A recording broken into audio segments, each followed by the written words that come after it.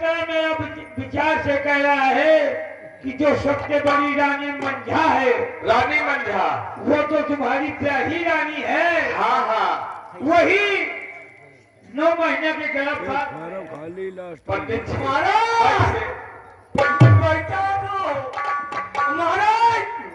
अरे खुशियाँ मनाएंगे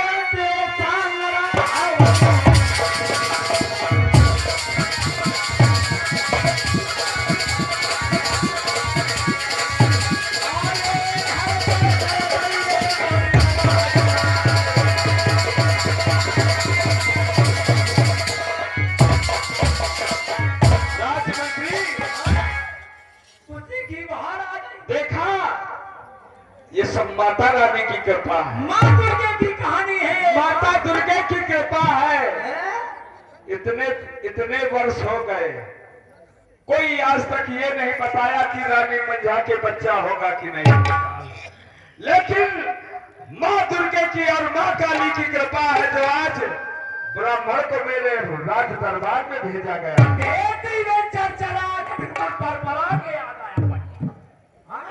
नहीं, शाम से हम लोग यही प्रशंसा कर रहे हैं माता रानी की कि कितने घंटा चढ़े हैं। माता रानी का बहुत लोगों पर आशीर्वाद रहा होगा तभी घंटा चढ़ा होगा।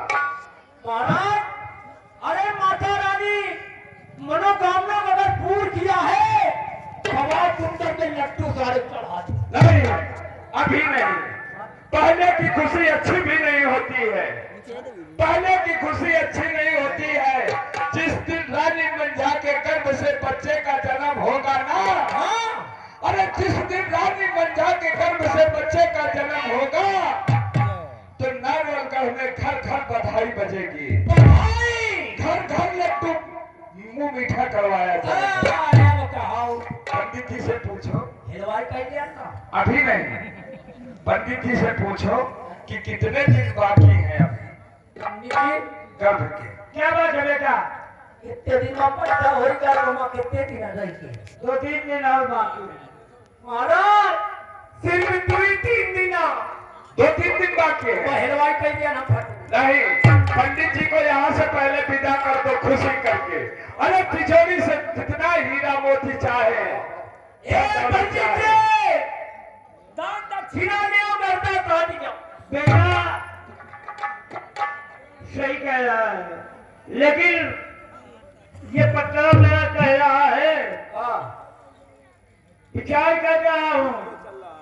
ये पत्र बता रहा है कि उस गर्भ से बेटा नहीं होगा।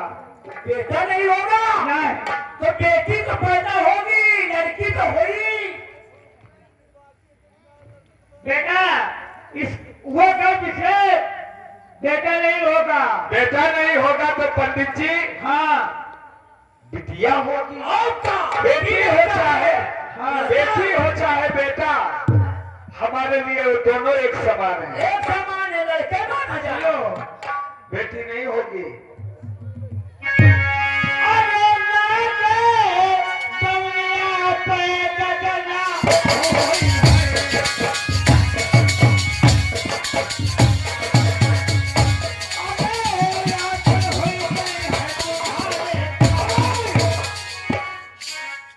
पंडित जी बंद करो, अभी नहीं दे। अभी तो कह रहा था भागो हिंद मैं बार बार विचार कर रहा हूँ।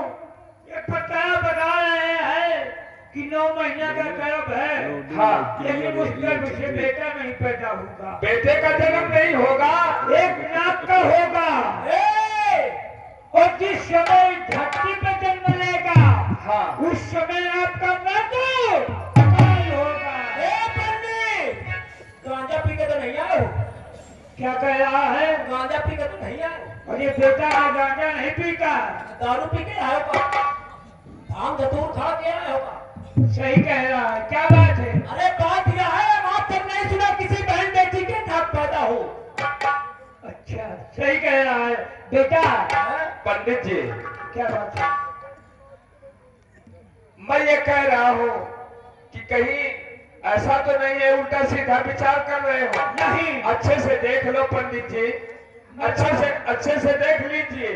और नहीं तो ये नारवलगढ़ है।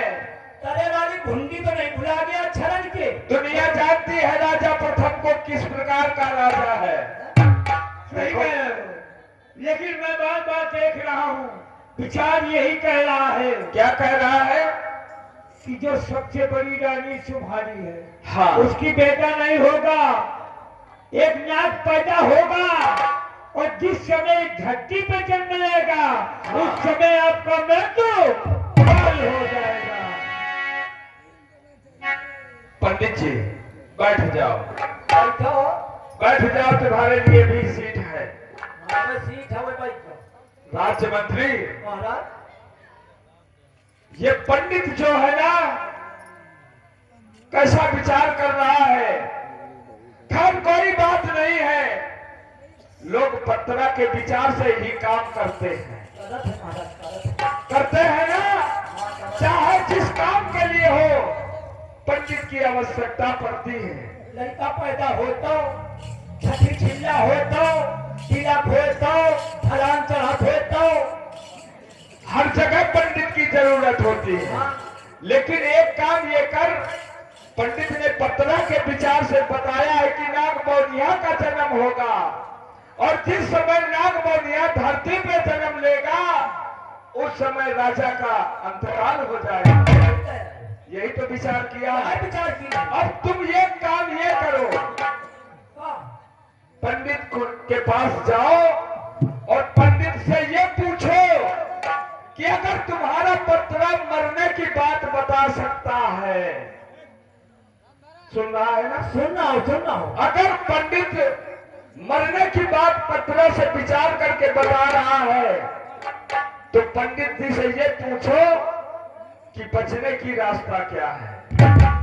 अगर इसका जवाब पंडित ना दिया तो साले को नारवलगढ़ में जिंदा दफना दिया जाए। रावण ने सारे को उल्टा टांग दिया पहले 3 जाओ, जाओ उससे पूछो कि मरने की बात बता सकता है पत्रा, तो बचने की भी बात बता सकता है। जाओ। पंडित जी पत्रा फाड़ो।